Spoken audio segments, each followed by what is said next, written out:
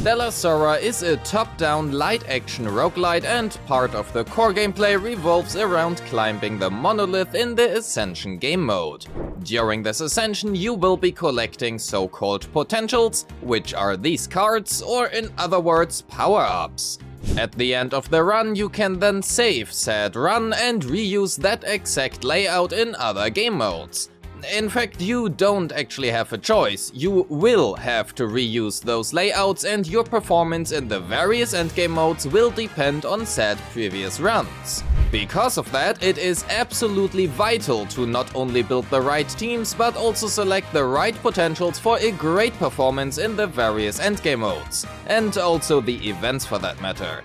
And because of that, as indicated by the big hashtag ad in the top left corner, Stella Sora paid me to tell you what to look out for when building your teams, and which potentials to choose from to make sure you know how to build your teams. But because I think it is much more important to understand the underlying basics of how to build a team, and also which potentials to select, I want to talk about those instead, rather than simply tell you, slot these 3 units into a team and select exactly those potentials. While there are a lot of teams we can build, it is important to first understand why building different teams even matters. Stella Sora features a lot of different game modes, but all of them have one thing in common. Nearly all of them feature an elemental weakness and resistance.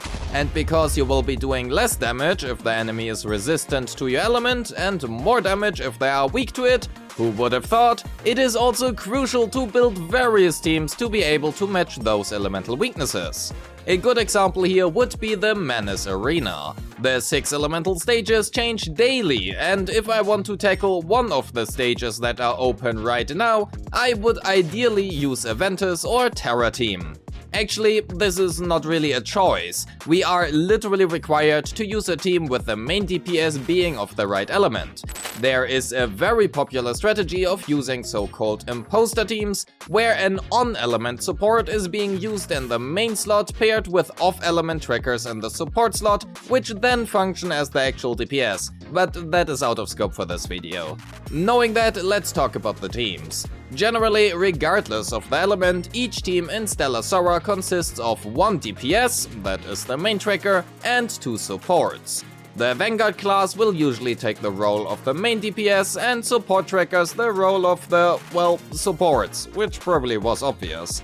Versatile trackers are exactly what the name implies. Versatile. They can take either the role of a DPS or a support, although most of them do have a certain tendency to be better in one or another. But there are also exceptions to the rule.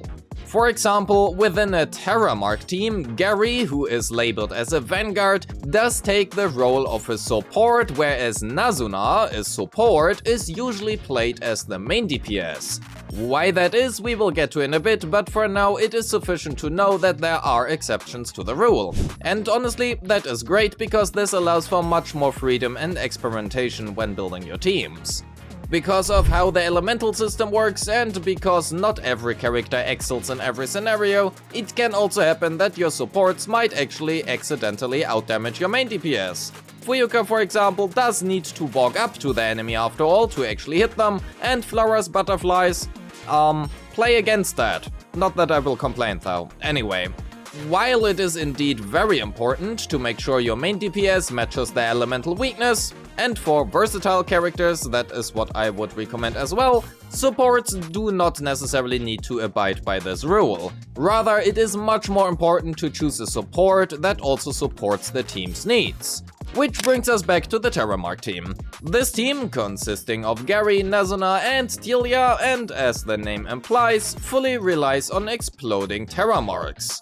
There are other Terra teams, such as Gary, Nazuna and Rich, but I want to talk about the former instead because it is a much better example of what to think about when choosing and building your team. Nazuna serves as the driving on-fielder, being responsible for consistently reapplying Terramarks, whereas Gary serves as the actual DPS despite being in the support slot, exploding them for big AoE damage. And Telia, well, Telia is a Lux support. So what is her role in this team?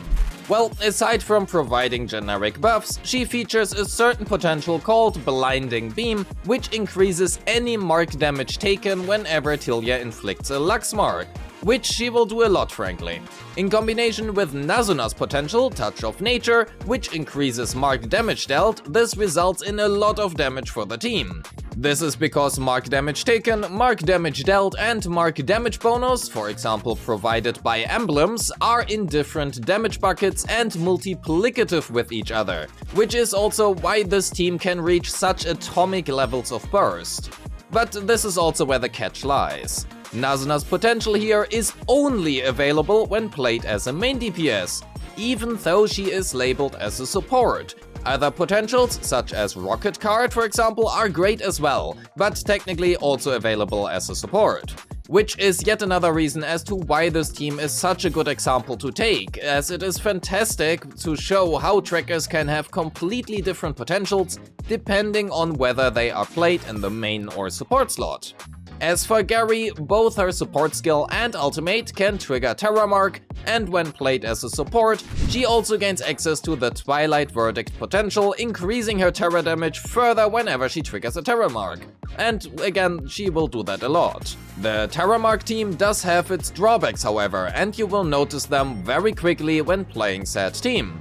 It is heavily reliant on getting exactly those potentials, has a relatively high downtime in between mark procs, and because the marks detonate in an AoE, it is also not that great versus highly mobile enemies.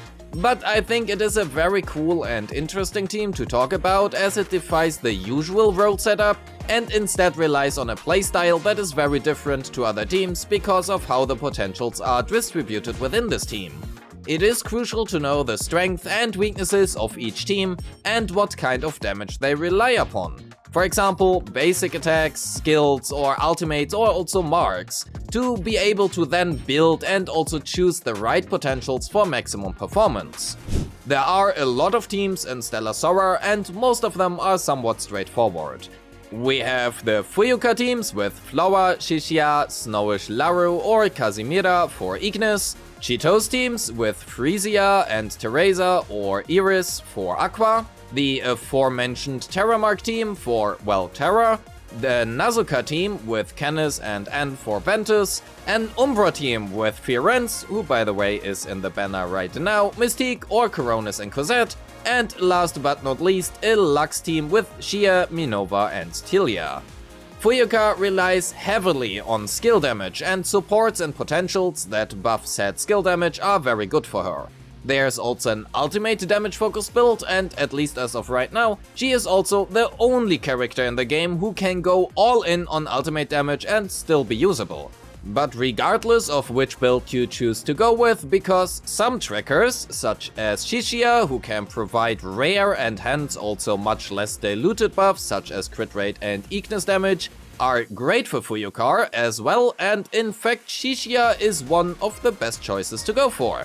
Snowish Laru is an Ignis sub-DPS who can also find herself a place in Fuyuka teams paired with either Flora or Shishia in the third slot.